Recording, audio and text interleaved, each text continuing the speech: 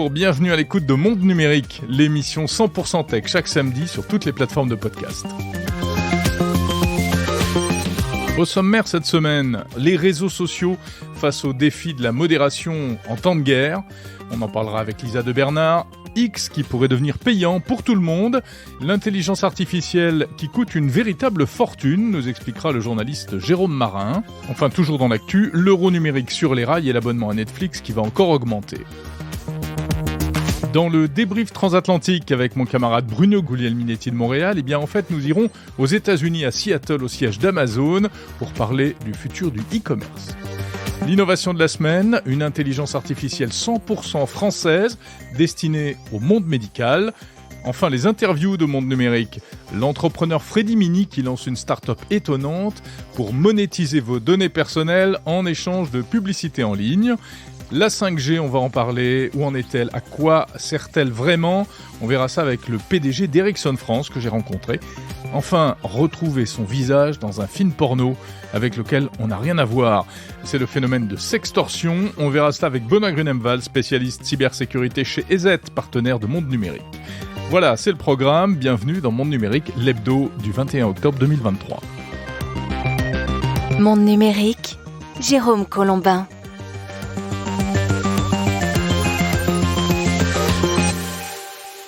Ravi de vous retrouver, comme chaque samedi. Monde Numérique, c'est le meilleur de la tech. 50 minutes de news et d'interviews sur toutes les plateformes de podcast, sur YouTube, sur les assistants vocaux.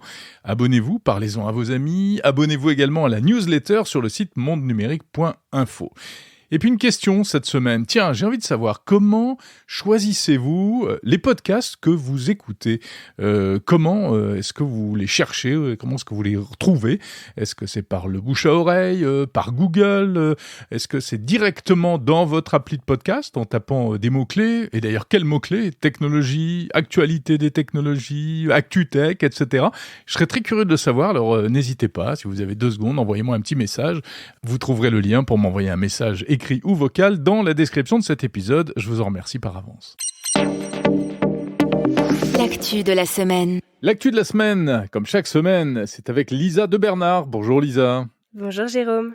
Ravi de te retrouver. On va passer en revue les principales infos tech de la semaine qu'il ne fallait pas rater. Alors, on en parlait déjà la semaine dernière dans Monde Numérique, la question de la difficile modération des réseaux sociaux dans le contexte de la guerre entre le Hamas et Israël. Qu'est-ce qui se passe sur les réseaux? Après un rappel à l'ordre de la Commission européenne, les principales plateformes, Meta, TikTok, X ou encore YouTube, semblent avoir pris des mesures pour tenter d'endiguer le flot de contenus violents et de fausses informations.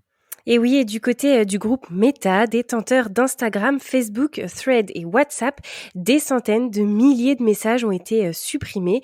Une cellule a été créée avec des modérateurs parlant l'arabe et l'hébreu. Des mesures semblables ont d'ailleurs été prises également chez TikTok. Les contenus susceptibles également de permettre d'identifier des otages ont été retirés. Certains mots-clés sont même masqués, ce qui réduit le champ de recherche des utilisateurs.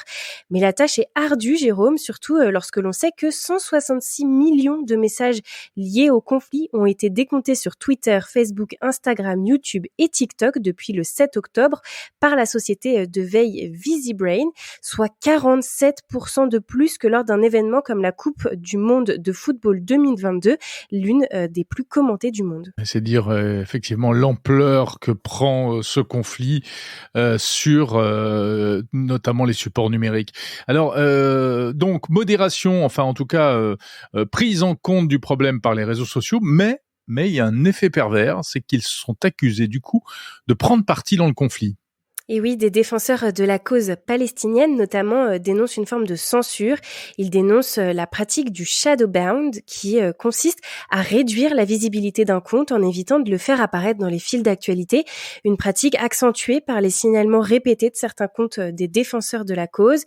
Les réseaux sociaux, bien entendu, réfutent ces accusations. Meta, par exemple, affirme appliquer les mêmes règles quel que soit l'utilisateur ou ses convictions personnelles. De toute façon, il faut savoir que ce conflit, de toute manière, dans les médias, depuis toujours, c'est l'occasion d'essuyer des critiques de part et d'autre, inévitablement. Et puis alors, à signaler aussi, toujours dans le même ordre d'idée, autre conséquence, il y en a un qui vit assez mal les obligations de modération de contenu d'une manière générale, et particulièrement dans ce cas-là, c'est X, bien sûr, au point qu'Elon Musk, tenez-vous bien, n'écarte pas l'idée tout simplement de fermer X en Europe.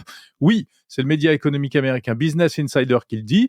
En cause, le règlement DSA. Alors, sans doute que l'affaire de la guerre au Proche-Orient accélère les choses, mais on sait que de toute manière, le torchon brûle, ou en tout cas c'est un peu tendu entre Elon Musk et Thierry Breton. Bon, pour l'instant, c'en est encore qu'au stade des menaces, mais en plus, il faut rappeler que Thierry Breton lui-même avait laissé planer l'idée que si le réseau ne se conformait pas aux règles, il pourrait être bloqué. Donc on verra jusqu'où pourrait aller ce bras de fer entre X et l'Europe, entre Musk et Breton. On verra qui craquera le premier.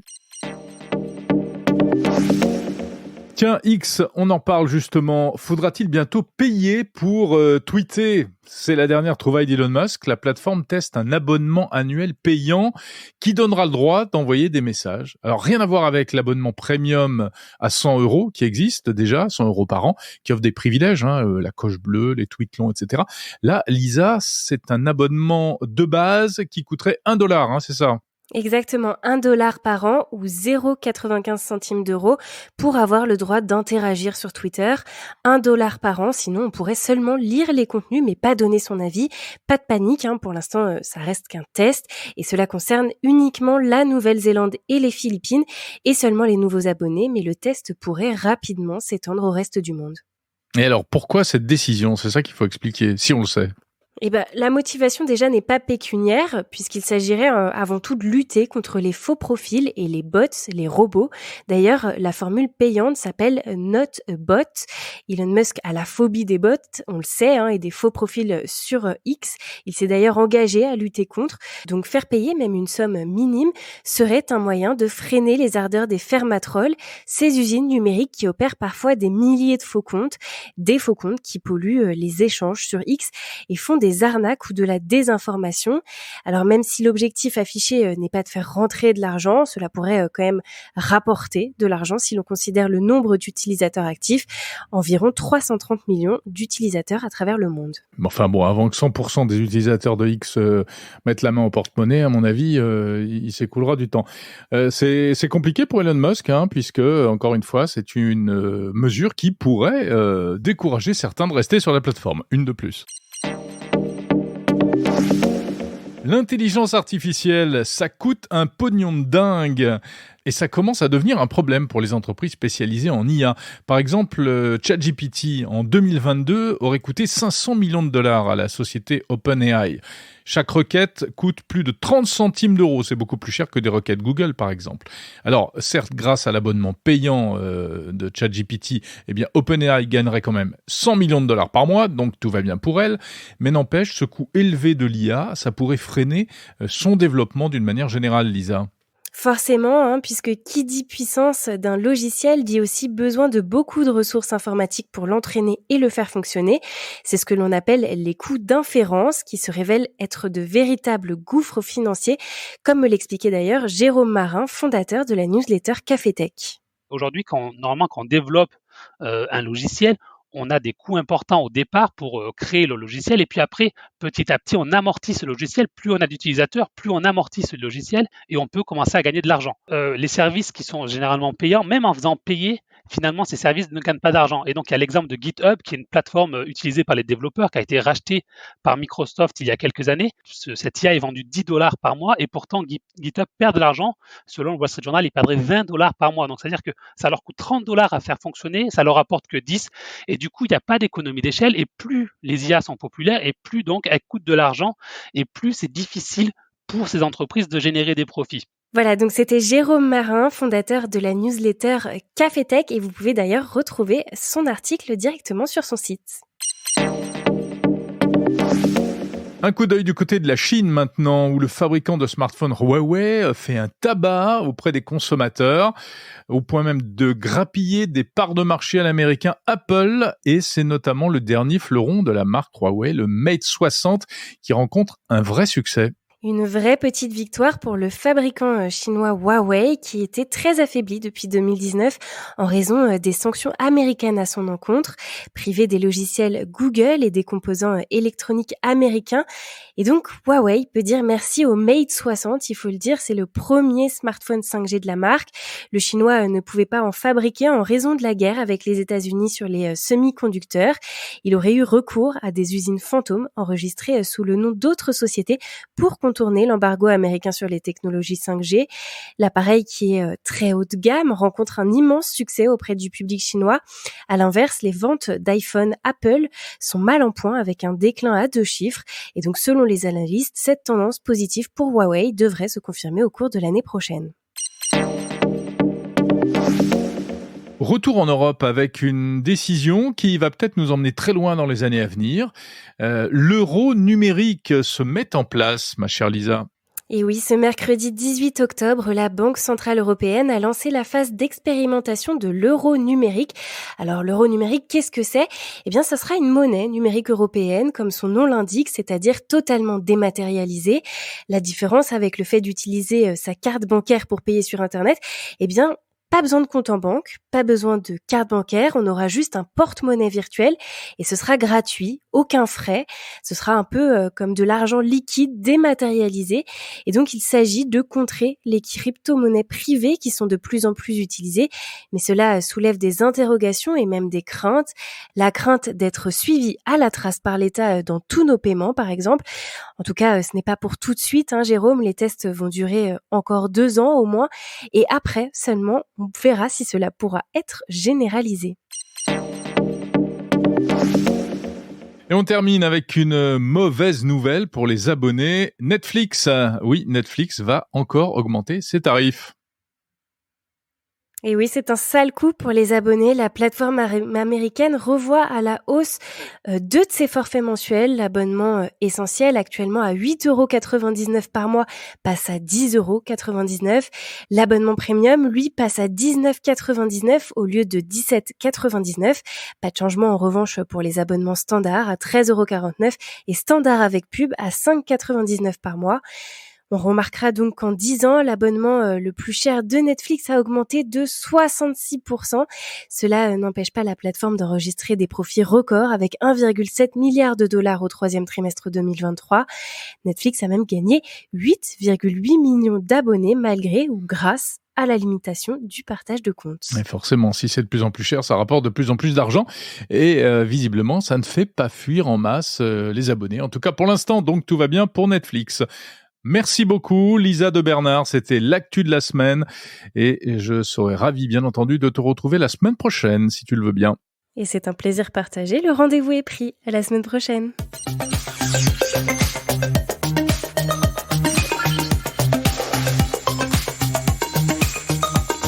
L'innovation de la semaine.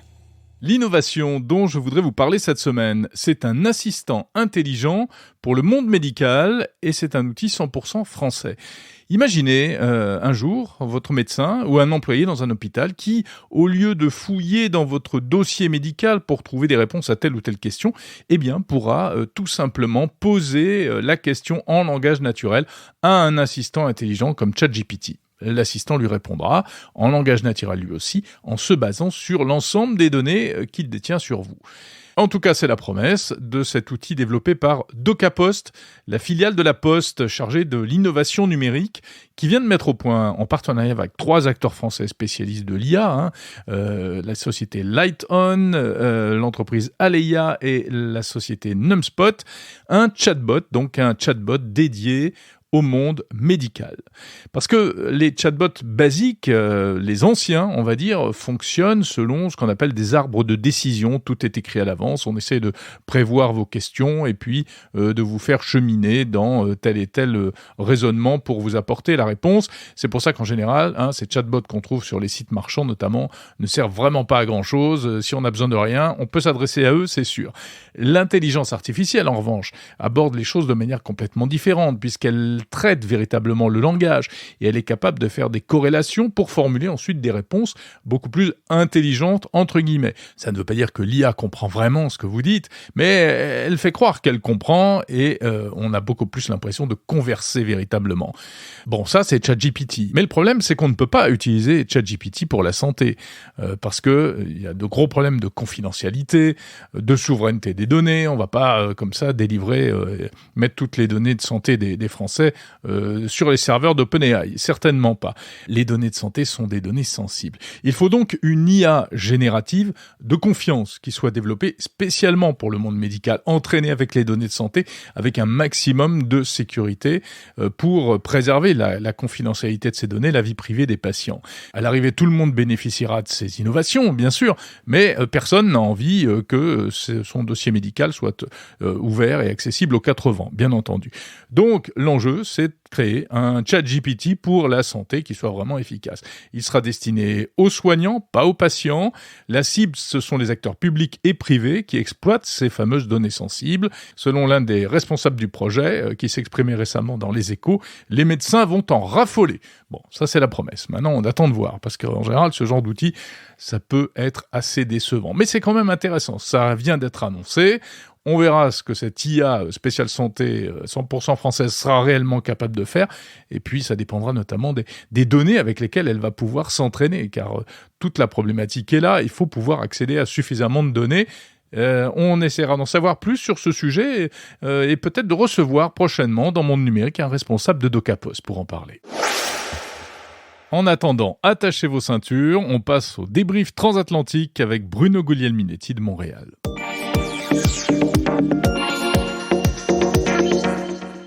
Salut Jérôme Colombin.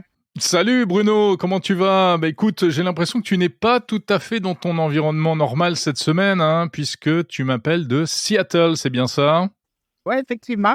Je suis venu passer la semaine à Seattle parce qu'il y avait un événement qui était organisé par Amazon pour nous parler du défi de la livraison. Une fois qu'on a commandé sur Amazon un produit, après, évidemment, il faut qu'ils nous le livrent. Alors, comment ça se passe?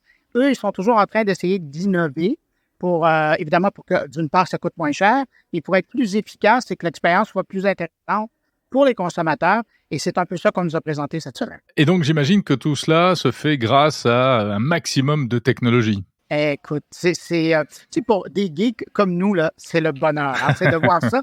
Et d'autant plus, c'est qu'on en parle beaucoup, mais de façon un peu abstraite, parce qu'on n'est pas là. Et là, de pouvoir passer quelques journées avec les gens qui sont au beau milieu de tout ça, mais en plus, avec ceux qui travaillent à innover. On a visité des laboratoires, on a rencontré des ingénieurs.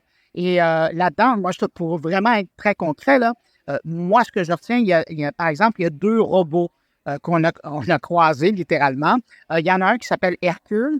Et c'est quand on voit des images des grands centres de distribution d'Amazon, il y a toujours ces grandes tours en étagères là, où on place des produits.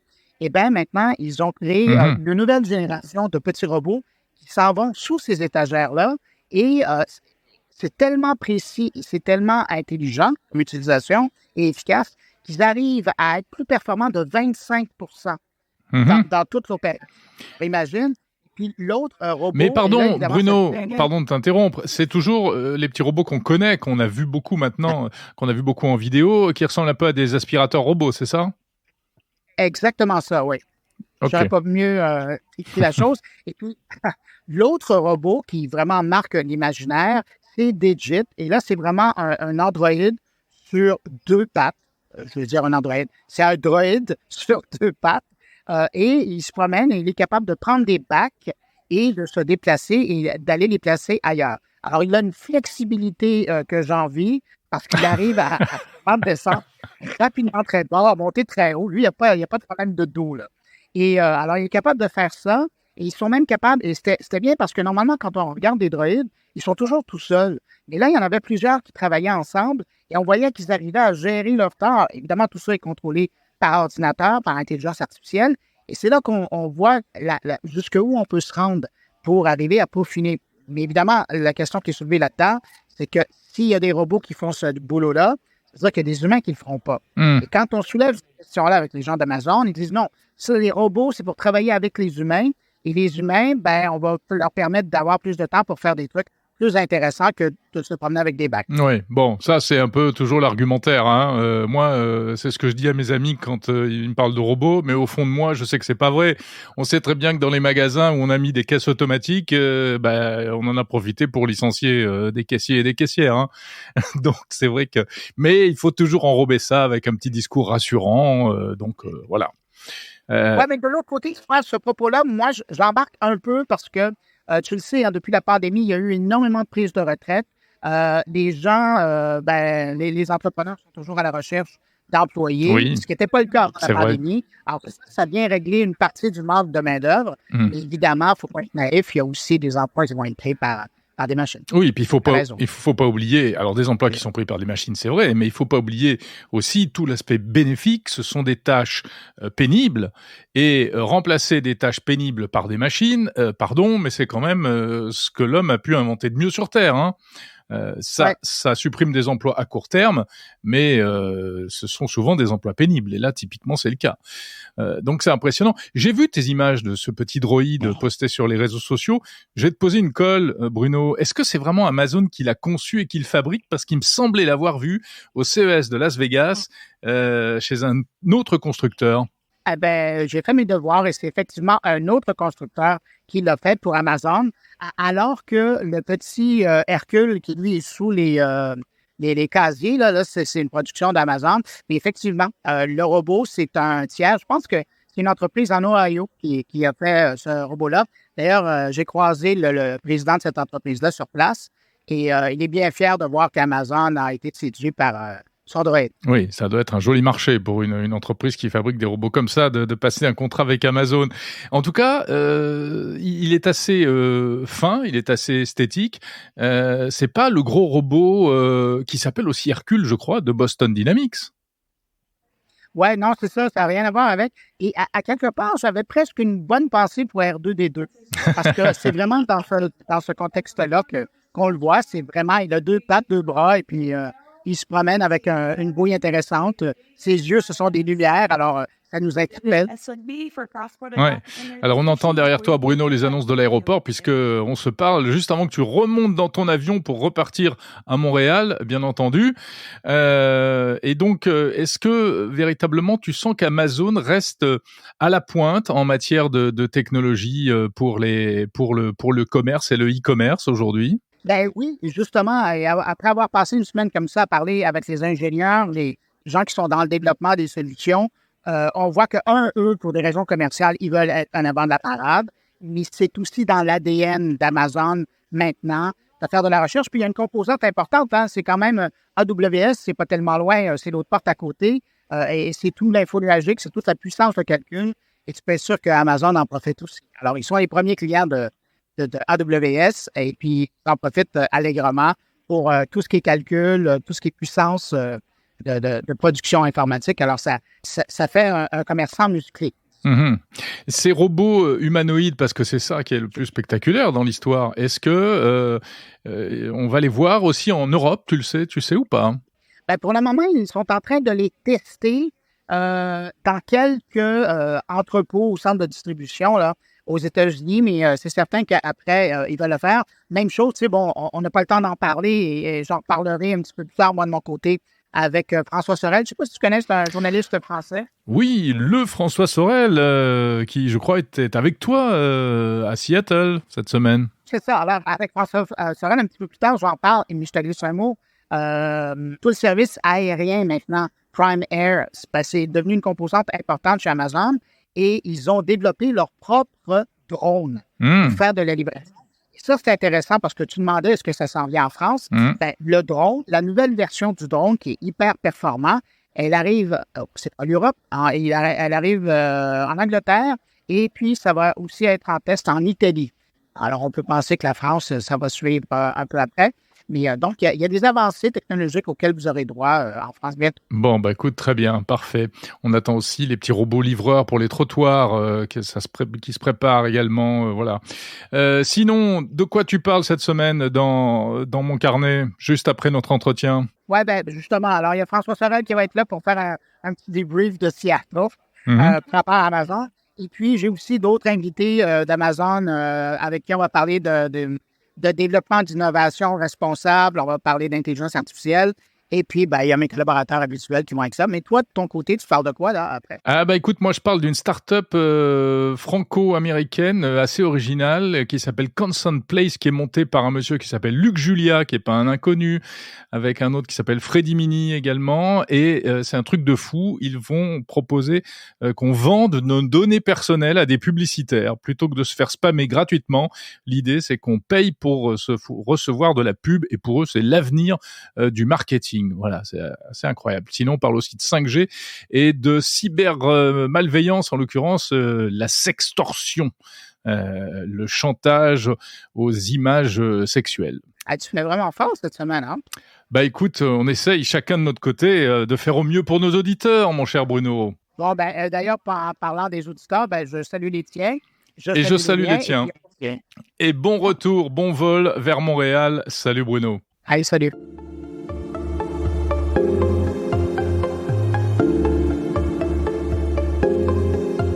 Monde numérique, le meilleur de la tech.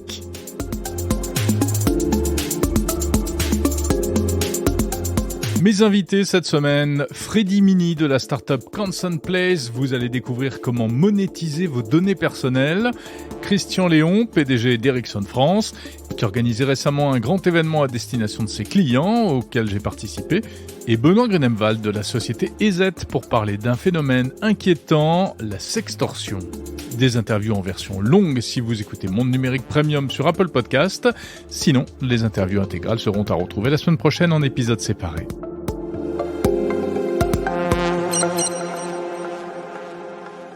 Bonjour Freddy Mini. Bonjour Jérôme. Merci d'être avec nous en ligne depuis Los Angeles. Vous êtes français, mais vous êtes entrepreneur installé en Californie depuis de très longues années, San Francisco notamment, Los Angeles. On vous connaissait au sein d'une entreprise qui s'appelait NetVibes. Et puis, on vous retrouve aujourd'hui. Vous venez de créer une nouvelle société, une nouvelle start-up, avec du beau monde, hein, Luc Julia, Grégory Renard, des grands noms de l'intelligence artificielle et de la tech, des Français, mais qui ont un pied et qui vivent pour certains aux États-Unis. Une nouvelle start-up qui s'appelle Constant Place. Alors, si j'ai bien compris, parce qu'il va falloir nous expliquer, hein, ça permet de monétiser son consentement. En gros, c'est-à-dire qu'on sait que les données personnelles ont une grande valeur aujourd'hui. On a tendance tous à vouloir un peu les protéger, mais quoi, vous dites qu'on peut les monétiser, c'est ça ? Oui, tout à fait. En fait, moi, ce que je pense, c'est que en fait, on a une logique qui a défini cette start-up, c'est de dire qu'Internet a besoin de publicité. Est-ce que vous envisagez Internet sans publicité? En fait, non, ça marche pas, parce qu'en fait, personne paye d'abonnement ou tu sais quoi. Enfin, c'est très rare. Donc, la publicité doit être rentable. Pour qu'elle soit rentable, il faut qu'elle ait un contexte. Sinon, c'est du spam, du scam. Et le contexte a besoin d'utilisation de données. Donc, ces données, elles sont, comme leur nom l'indique, ce sont des données personnelles. Elles appartiennent à l'utilisateur. Et donc, c'est à l'utilisateur de donner la permission d'utiliser ces données. Et je pense qu'en plus de ça, le fait de permettre ce business-là, de permettre, de générer cette activité-là, l'utilisation des données personnelles de l'utilisateur doit être rémunérée. Mais je suis pas le seul. Sur constantplace.com, il y a en fait on publie des statistiques avec les sources évidemment qui montrent que 70% des internautes pensent que en fait leurs données doivent être rémunérées, 70%, et c'est vrai que dans tous les pays, et 94% des marketeurs professionnels, des marketeurs exécutifs trouvent ça normal et sont prêts à rémunérer l'utilisation de ces données personnelles. Donc on a une sorte de marché qui, pour avancer, et en plus de ça, vous avez la partie légale avec Thierry Breton, GDPR, etc., qui fait que, en fait, on se dirige vers la rémunération de ces données personnelles. Et moi, j'irai encore plus loin, c'est que quelqu'un qui va utiliser vos données personnelles pour en faire quelque chose sans vous rémunérer et sans vous demander l'autorisation, c'est du vol. Donc, ça ne peut pas durer. Donc, c'est pour ça que je pense que on arrive dans un monde où l'utilisation des données personnelles doit être rémunérée. Concrètement, ça veut dire quoi ? Ça se passe comment ? Comment on fait ? Alors, concrètement, c'est très, très simple. Vous allez sur consentplace.com ou .fr en France, et là, en fait, vous créez un compte. Donc, sur le compte, vous allez mettre vos informations de contact, donc qui vous êtes et comment vous contactez.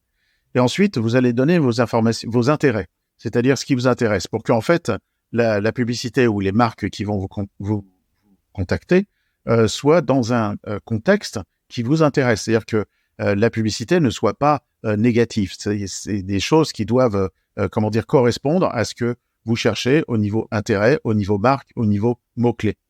Et ensuite, comme sur Airbnb, d'ailleurs, en fait, on a un surnom, Consent Place, c'est le Airbnb du consentement client. C'est exactement, en fait, ce que l'on fait. Sur Airbnb, vous définissez votre listing, c'est-à-dire, nous, ce qu'on appelle définir votre profil et vos intérêts. Ensuite, c'est l'utilisateur qui définit son prix, puisqu'en fait, il définit le prix de ce qui lui appartient, c'est-à-dire sa maison, son appartement, et ainsi de suite. Et là, c'est la même chose. Vous définissez le prix que vous en voulez. Et ensuite, le compte est actif. Une fois qu'il est actif, de l'autre côté, il y a des marques et des agences de communication qui cherchent, maintenant, honnêtement, beaucoup cherchent des comptes avec consentement. Et donc, on va leur dire, voilà, ça coûte tant. Et puis, ils achètent. Et quand ils achètent, la somme exacte qui a été demandée par l'utilisateur lui est versée. Exactement. C'est l'acheteur qui paye notre commission. Mais en contrepartie, ces données servent à quoi ? Alors, ces données, en fait, sont louées pendant 60 jours. Et pendant 60 jours, la marque ou l'agence qui a acheté votre consentement, votre profil, va en fait vous contacter par email, par téléphone si vous avez donné votre numéro de téléphone. Et en fait, ils vont rentrer en contact avec vous, j'imagine, avec d'autres offres. Et en fait, ils vont faire leur commerce pour avoir une relation de 1 à 1 avec vous. Ce qui est exactement, je pense, le monde vers lequel on va.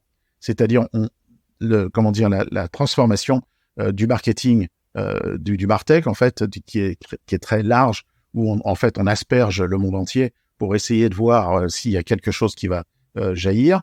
Là, en fait, on se dirige vers du consumer technology, en fait, c'est-à-dire de viser, en fait, l'utilisateur et d'avoir des relations 1 à 1 entre la marque et l'utilisateur pour que ce soit des relations qui soient pérennes et proches.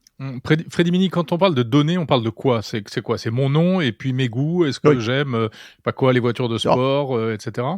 Exactement. En fait, vous avez des données de contact. Les données de contact, c'est nom, prénom, votre email, votre numéro de téléphone. Et vous renseignez en fait ce que vous voulez. Le numéro de téléphone, par exemple, n'est pas obligatoire. Mais évidemment, si vous le renseignez, votre compte vaut plus d'argent. Et ensuite, on vous demande la partie intérêt.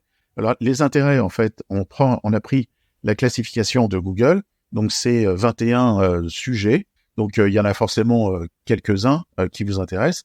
Ensuite, on vous demande les marques qui vous plaisent et les mots-clés qui vous plaisent comme sur un moteur de recherche. Et combien je peux espérer gagner, Freddy Mini ? Nous, on estime que pour un individu, donc un profil lambda, en fait, on parle entre 700 et 1500 € par an. C'est pas mal. Oui. Dans ces moments d'inflation. Oui. Si par exemple vous vous intéressez aux automobiles, vous pouvez avoir Renault qui vous loue, vous pouvez avoir Dacia, c'est peut-être la même chose, qui vous loue, ou Jaguar, ou Dieu sait quoi. Et donc tout ça se cumule, parce qu'en fait, vous n'avez pas d'exclusivité, comme sur Internet. Vous regardez en fait un ensemble de publicités sans avoir d'exclusivité. Sauf que là, en fait, vous avez donné votre consentement. Donc il y a toutes les chances, et honnêtement, les marques seraient bien bêtes, de ne pas personnaliser la communication qu'ils ont avec vous en fonction des informations de profil que vous leur avez données. Mais est-ce que ça pose pas un petit problème éthique et moral, monétiser comme ça ces données personnelles d'une certaine manière ? Est-ce que vous n'êtes pas en train de contourner le RGPD, le GDPR, comme vous dites ? La question, en fait, elle est plus philosophique. Est-ce que monétiser quelque chose qui vous appartient est éthique ? Voilà. Moi, personnellement, je pense que oui. Et en fait, ma réponse, elle est beaucoup plus sur le fait que aujourd'hui, il vaut mieux que ça soit vous qui touchiez cet argent que, des gens dont c'est le métier qui ne font que ça. Donc, selon vous, c'est une manière de permettre aux gens de reprendre le contrôle de leurs données? Ah, tout à fait. Si vous faites pas ça, si on est d'accord sur la logique du départ, c'est-à-dire Internet a besoin de publicité, la publicité a besoin de contexte. Pas de contexte, c'est un petit peu honnêtement comme sur la télévision à l'ancienne, c'est-à-dire que vous prenez de la publicité sur des sujets qui vous intéressent pas. Moi, par exemple, je suis plus concerné tellement par les couches-culottes, donc ou pas encore. Mais bref. Mais c'est un autre sujet. Je n'ai pas demandé, si vous voulez, je n'ai pas demandé ça. Et pourtant, en fait, vous le prenez. Donc ça c'est négatif. Donc si vous voulez que ça soit pas négatif, il faut qu'il y ait un contexte. Et tout le monde en a envie parce que le marketeur qui a acheté la campagne, il veut qu'il y ait un retour sur investissement.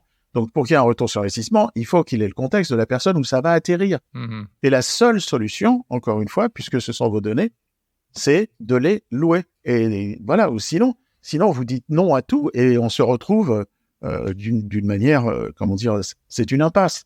Merci beaucoup, Freddy Mini, donc cofondateur de cette nouvelle startup Consent Place, à retrouver sur consentplace, je le fais en français.com.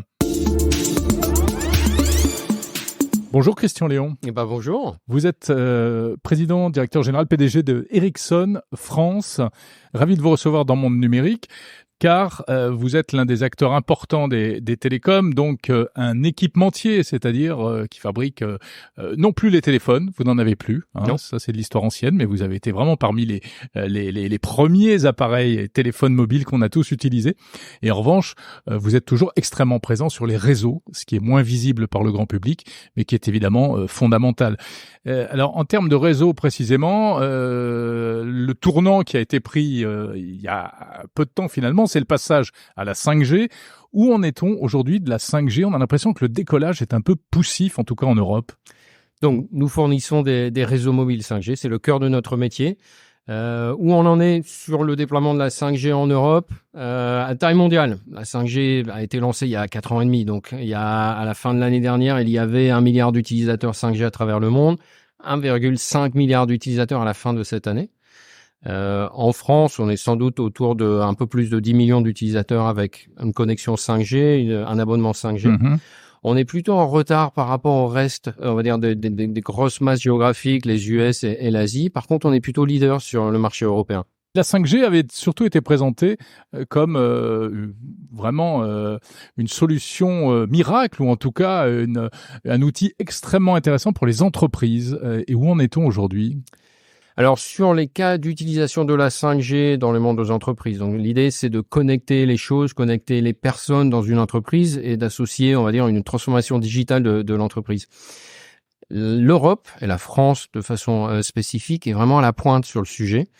C'est ce qu'on appelle Industry 4.0, donc prendre de la connectivité et transformer, digitaliser une entreprise. On a des cas concrets, ce sont plus des trials, ce sont plus des proof of concept. Des tests et des tests, c'est vraiment preuves. En déploiement. Mm-hmm. On a des systèmes en production chez ArcelorMittal, chez EDF, chez Airbus, avec de la connectivité qui vraiment transforme les entreprises aujourd'hui. Ce ne sont plus de la théorie. Et de quelle manière est-ce que ça les transforme? Qu'est-ce que ça apporte au fond? Alors, j'ai un cas concret. On a visité le site de Dunkerque, ArcelorMittal, il y a quelques semaines. Il y a ce qui s'appelle un train continu chaud sur 600 mètres avec un laminoir. Par le passé, il n'y avait pas de connectivité parce que c'est vraiment un site industriel conséquent, des zones de couverture assez complexes à couvrir. On a apporté de la 4G, 5G, donc c'est ce qu'on appelle 5G Steel, pour connecter en fait les objets et les personnes qui travaillent sur ce train continu chaud. Et ça a littéralement changé la façon de penser, de travailler sur cet écosystème, avec apporter de l'efficacité sur la chaîne de production, mais aussi de la sécurité pour les employés sur le site. Et ça ne peut pas se faire avec du Wi-Fi, par exemple, tout simplement? Alors le fondamental pour le cas, là, chez ArcelorMittal, c'est un réseau privé pour un problème de résilience, pour des soucis aussi de sécurité. Tout le trafic reste en local. Après, les réseaux 4G, 5G ont été pensés avec justement des contraintes environnementales qui sont compliquées. Le Wi-Fi n'a pas été pensé en termes de mobilité au départ ou en termes de sécurité au départ. Là où les réseaux cellulaires ont été faits vraiment pour ça, pour des notions de mobilité et des notions d'environnement complexe. Donc les systèmes sont robustes et résilients pour s'ajuster sur un train continu chaud sur 600 mètres est un environnement un petit peu compliqué. Et le Wi-Fi ne porte pas sur 600 mètres. Non. Forcément, tandis que la 5G, elle le permet. Il y a quelque chose qui se développe aussi et que le grand public ne connaît pas forcément, c'est ce qu'on appelle les réseaux privés de la 5G. De quoi s'agit-il ? Alors, pour créer un réseau privé, il y a plusieurs solutions technologiques. C'est un peu ça, c'est ce que vous avez développé chez Arcelor ? Oui, c'est un réseau privé. Toutes les solutions d'entreprise de la 5G sont pas nécessairement privées. On peut prendre un réseau, on va dire, grand public, créer ce qu'on appelle une slice pour dire on va apporter une solution pour une entreprise une tranche pour permettre un service différencié, un service dédié, un service sécurisé associé à une entreprise. Un cas d'usage qui est lancé aux US avec donc il y a une application, c'est Teams chez Microsoft pour une entreprise qui a certains employés en mobilité, de leur dire écoutez, on va vous donner une tranche dédiée avec de la qualité de service dédié quand vous êtes en connexion Teams dans un environnement professionnel. Et on vous garantit que votre expérience, quand vous êtes connecté, que vous partagez votre vidéo, partagez des fichiers, vous aurez une expérience de qualité sur un réseau mobile. Est-ce que ça va pas un petit peu à l'encontre de ce qu'on appelle la neutralité du net, c'est-à-dire les mêmes réseaux pour tout le monde en fait ? Alors c'est un sujet, le net neutrality aux US, la neutralité du net en France. Fondamentalement, la 5G est justement créée pour cette notion de tranche. La question, c'est on a ouvert une énorme autoroute dans la bande 3,5 GHz. Les opérateurs entre 70 et 90 MHz de bande passante, donc c'est vraiment conséquent. Elle n'est pas occupée cette autoroute. Donc ce qui est intéressant, c'est de se dire, est-ce qu'on peut prendre une tranche sur cette autoroute, de la dédier et de garantir une certaine qualité de service. C'est payant. Oui, justement, c'est payant parce qu'on a justement un service qui est au-deçà de ce qu'on a aujourd'hui sur le reste du réseau. Pourtant, quand on écoute les opérateurs télécoms, les Orange, SFR, Bouygues, etc. en France ou dans d'autres pays, on a l'impression qu'ils peinent un peu à monétiser, comme ils disent, la 5G. C'est-à-dire qu'elle est là, elle leur a coûté très très cher, mais ils savent pas trop quoi faire payer à leurs clients. Alors je pense qu'il faut séparer deux phénomènes. La monétisation de la 5G en tant que telle, il y a des cas concrets de monétisation de la 5G au niveau mondial. Si on prend par contre le marché européen, le marché français, il y a énormément de concurrence et le marché est fragmenté. Et donc pour les opérateurs, atteindre une taille critique, une masse critique et créer, on va dire, de la valeur pour la santé financière, on va dire, et d'une difficulté qui est spécifique au marché européen. Si on revient un peu plus sur les innovations technologiques, alors vous avez des chercheurs, des labos de recherche chez Ericsson. Ils travaillent sur quoi aujourd'hui ? Comment est-ce qu'on peut améliorer la 5G ? On peut en tirer encore plus que ce qu'elle offre aujourd'hui ? Alors aujourd'hui, vous étiez à l'Innovation Day, Ericsson Day en France. On a 180 ingénieurs en France qui font de la recherche et du développement. Il y en a beaucoup qui font essentiellement de la recherche. On a présenté certains cas d'usage. Il y a un exemple concret qu'on présentait, c'est ce qu'on appelle le Air-Ground Air. Donc on utilise en fait, on prend des antennes d'un réseau cellulaire. Et au lieu de les pointer vers le sol pour avoir de la couverture pour des utilisateurs comme vous et moi, on se dit on va monter les antennes, on va commencer à couvrir des drones, on va commencer à couvrir des hélicoptères et apporter des solutions de connectivité pour quelque chose qui est au-dessus de notre tête. Ça, c'est une innovation sur laquelle on a déployé des réseaux en Suède. C'est un réseau avec Terracom. D'accord. On teste la même chose dans nos labs en France, en R&D. Et c'est un cas d'innovation concret que vous pouvez voir ici. Merci Christian Léon. Merci beaucoup. PDG d'Ericsson France.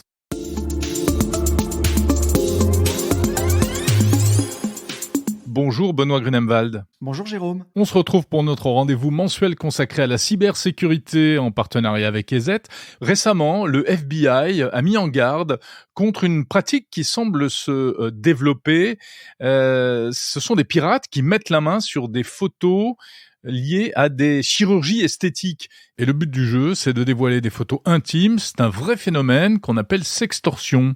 Effectivement, sous la catégorie sextorsion, on va retrouver plusieurs types de menaces et les fuites de données et ou les attaques sur des hôpitaux et en particulier sur des cabinets de radiologie ou sur des cabinets de chirurgie esthétique, eh bien permettent d'obtenir un très très très grand nombre d'informations très sensibles et intimes, à la fois les coordonnées des patients, mais également dans un très grand nombre de cas également des photos personnelles intimes qui vont permettre aux praticiens de travailler, mais malheureusement, quand elles sont dans la nature, elles vont permettre à des cybercriminels de venir nous faire chanter. Et alors, il y a différents cas de figure, hein, Benoît, c'est ça qu'il faut préciser. Oui, il y a des cas de figure qui sont complètement inventés par les cybercriminels et des cas de figure qui sont malheureusement réels. Alors, dans les cas réels, on peut bien entendu citer celui du vol d'informations et de photos, notamment intimes, dans des établissements de santé. On peut également citer malheureusement l'utilisation de nos photos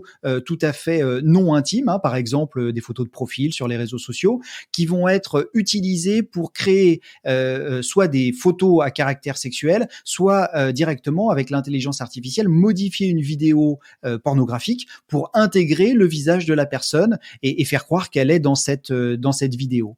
Et c'est encore une fois un moyen de faire chanter les différentes victimes. Alors, comme d'habitude, c'est une histoire à plusieurs niveaux. Il y a d'abord la récupération de ces données-là, quelquequement par hameçonnage, c'est ça ? Effectivement, l'hameçonnage fait partie d'un moyen très courant. Alors, l'hameçonnage, d'ailleurs, fait partie tellement le moyen le plus courant d'obtenir des informations qu'il est un peu considéré comme la mère de toutes les attaques. On va dire qu'une attaque sur deux est partie ou peu ou prou d'hameçonnage. Et ça me fait penser à cette attaque qui a été nommée Warunki, qui a été opérée. Alors le procès est en cours à Paris, donc ils sont considérés suspects, présumés innocents pour l'instant, et ce sont deux Français qui auraient mené des campagnes d'hameçonnage, de sextorsion. Sur donc des ressortissants français ici. Alors à la fois depuis le territoire français, mais à un moment ils se sont également exilés en Ukraine et ces deux ressortissants sont en ce moment jugés pour cette affaire. Alors dans leur mode opératoire, ils avaient notamment donc cet email d'hameçonnage et de sextorsion qui soi-disant annonçait qu'ils nous avaient capturé en vidéo ou en photo depuis notre ordinateur en train de consulter des sites pornographiques. Et donc au début, ils avaient pour objectif de créer un logiciel qui allait effectivement faire ces photos ou vidéos. Et puis ils se sont aperçus que le développement du logiciel était plus ou moins compliqué, et puis que finalement, malheureusement, les gens mordaient à la hameçon sans même avoir ces preuves, parce que quand on est victime de sextorsion, malheureusement, généralement, on est pris de panique, même si on n'a rien à se reprocher. Ça, c'est vraiment un effet très très comment dire, malheureusement très efficace de la part des cybercriminels. Ouais, c'est classique. Voilà, c'est vraiment un réflexe. Même si on n'a rien fait, eh bien on est tenté. On se pose des questions. Et puis comme l'email, le message, va nous mettre le doute. Malheureusement, ils ont réussi à dérober un certain volume d'argent assez conséquent. Le procès dira combien exactement. Alors, on l'a dit, donc parfois des vraies images, parfois des fausses, parfois pas d'images du tout aussi, ça arrive également. Dans le cas présent de Warunki, il n'y avait pas d'image, c'était vraiment de la pression mise sur les victimes. Et puis, quand on sait que les sites pornographiques sont parmi les plus visités, et de toute façon, ils avaient quand même assez de chances de tomber sur des consommateurs. Et c'est assez effrayant. Donc, ça veut dire que, notamment avec la fabrication de fausses images, on peut se retrouver demain, on va dire, dans un film pornographique, acteur, alors que c'est totalement faux. Exactement, et ça c'est la puissance de l'intelligence artificielle, encore une fois, un double tranchant utilisé pour des choses magnifiques et qui font avancer le progrès et nos sociétés, et puis également détourné pour des usages tout à fait illégaux, illégitimes. Dans cette utilisation, encore une fois, on s'aperçoit que la victime est assez prompte à payer parce qu'elle a peur et que une fois que le mal est fait, si les informations sont diffusées, si les photos ou les vidéos sont diffusées, que ça soit vrai ou pas, au final, ça va être très compliqué de démontrer à son entourage, voire même on n'a pas envie de démontrer à son entourage que ce n'est pas nous qui sommes dans ces vidéos ou ces photos pornographiques. C'est un phénomène vraiment d'une ampleur significative, oui, ça, Benoît. On le voit. Alors, il y a plusieurs raisons à cela. Nous, on l'a vu de manière tout à fait formelle. Hein. On a des chiffres sur les différents spams et ou types de messages que reçoivent à la fois nos clients, mais également ceux que l'on peut arrêter plus globalement. Et on a vu qu'au premier trimestre 2023, comparé au dernier trimestre 2022, il y a eu une augmentation de 200% de cette catégorie de menaces que l'on va appeler sextorsion, basée principalement sur des emails d'hameçonnage contenant ou pas d'ailleurs des vraies photos, mais d'une manière générale, cette menace-là est en très grande augmentation.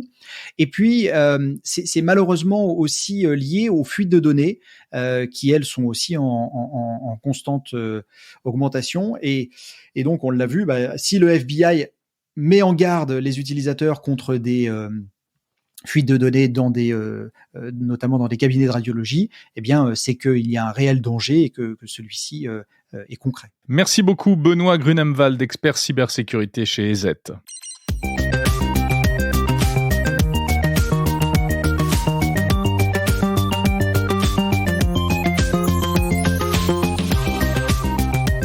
C'est la fin de Monde Numérique. J'étais ravi de passer ce moment avec vous cette semaine encore. Un épisode concocté avec amour, comme chaque fois. Merci d'avoir écouté Monde Numérique l'Hebdo jusqu'au bout. Je vous donne rendez-vous samedi prochain pour un nouveau numéro de l'Hebdo. Et puis d'ici là, ne ratez pas les interviews en version longue et les éventuels épisodes bonus, actu, édito, etc. sur le fil du podcast Monde Numérique, qui est donc un média à part entière, disponible dans toutes vos applis de podcast. N'hésitez pas à commenter Monde Numérique sur les plateformes de podcast. Vous pouvez m'envoyer des messages via les réseaux sociaux, par mail ou même des messages vocaux en allant sur le site mondenumérique.info. Tiens, et puis la petite question que je vous pose cette semaine, comment découvrez-vous les podcasts que vous écoutez, et notamment les podcasts de tech? Qu'est-ce que vous recherchez pour arriver sur Monde Numérique ou sur d'autres podcasts? Sur le site mondenumérique.info, vous trouverez également les transcriptions des interviews des nombreux invités que je reçois.